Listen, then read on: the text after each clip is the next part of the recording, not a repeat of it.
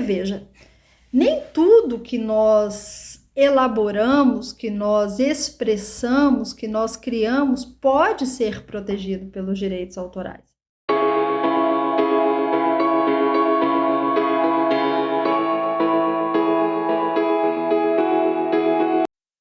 Hoje vamos falar um pouquinho sobre o conceito e os critérios de uma obra intelectual, de uma criação do ser humano exteriorizada e como que essa criação pode ser submetida à proteção dos direitos autorais. Então, a primeira questão que se estabelece, principalmente com demandas judiciais, processos judiciais, quando uma parte coloca o outro na justiça, demanda o outro no poder judiciário relacionado aos direitos autorais, normalmente há um objeto de litígio, um objeto de discussão, que pode ser uma obra musical, uma obra literária, uma obra arquitetônica, um programa de computador, enfim.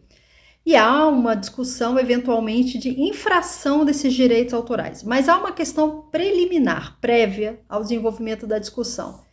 Seria aquele objeto, aquela criação, um objeto de proteção sob os direitos autorais? Porque, veja, nem tudo que nós elaboramos, que nós expressamos, que nós criamos, pode ser protegido pelos direitos autorais. Há países que trazem um rol, uma discriminação de obras intelectuais que podem ser protegidas pelos direitos autorais. Há países que trazem um rol mais exaustivo. O que isso quer dizer? É um rol com uma discriminação mais limitada. O que for elaborado, o que for criado fora desse rol, não poderá ser reconhecido como uma obra intelectual protegida pelos direitos autorais. Ao contrário, há países que têm na sua legislação nacional um rol mais exemplificativo.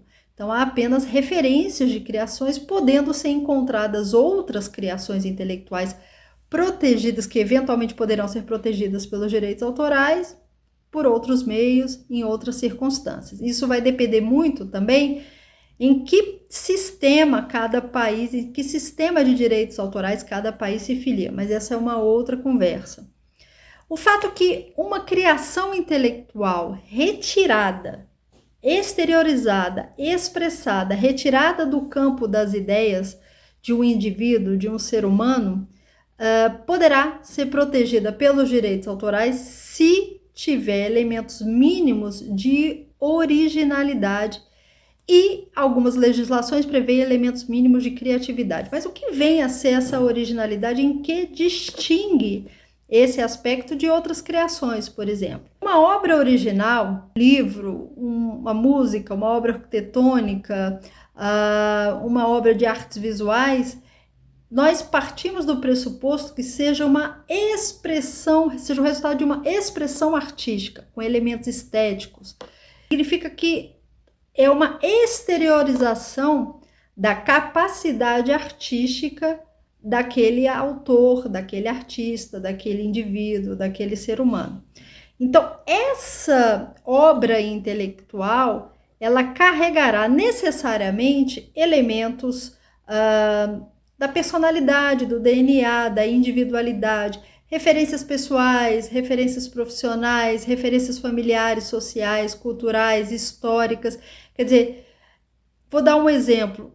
Se eu crio uma peça de joia, por exemplo, um anel que seja, com elementos originais e, portanto, que elementos, essa criação poderá ser protegida pelos direitos autorais, provavelmente aquela peça traz traços da minha personalidade, da minha trajetória pessoal, da minha trajetória profissional, provavelmente traz um contexto de influências sociais, culturais, históricas, geográficas, econômicas, humanas, enfim, há uma série de aspectos.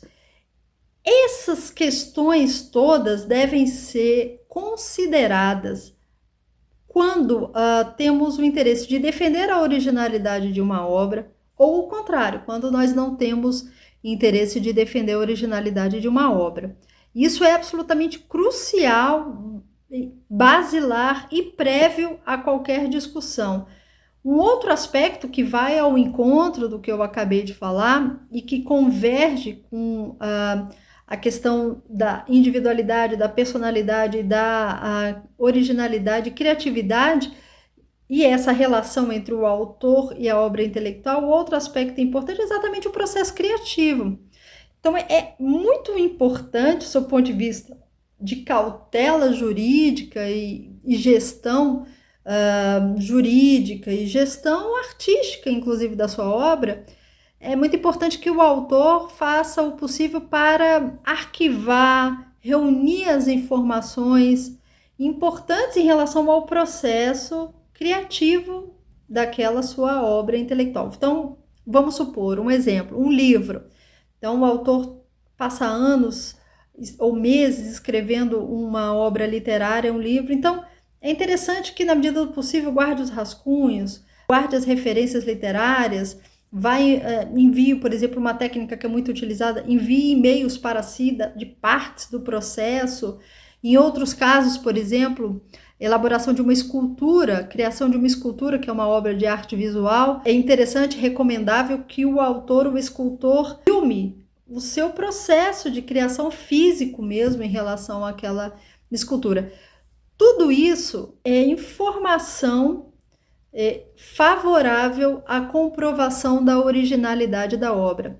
Lembrando que uma obra ela é protegida pelos direitos autorais na medida que essa obra ela é retirada do campo das ideias, exteriorizada, afixada em um suporte, que pode ser uma tela ou outro tipo de suporte, com elementos mínimos de originalidade em tecnologia que se conheça ou que se venha a conhecer. Por que isso? Porque não há protocolos ou providências necessárias ou assim para que o autor seja considerado autor.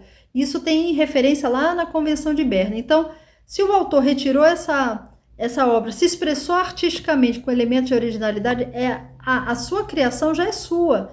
Ele já é considerado autor e a sua criação já é considerada sua. Porém, o fato dele ser reconhecido como autor e o fato da sua obra intelectual ser reconhecida como sua, não invalida ou não anula a necessidade de se comprovar a originalidade. Então, isso tudo é para dizer que, previamente ao processo de criação, é interessante já começar a guardar tudo que seja evidência do seu caminho criativo, do seu processo criativo.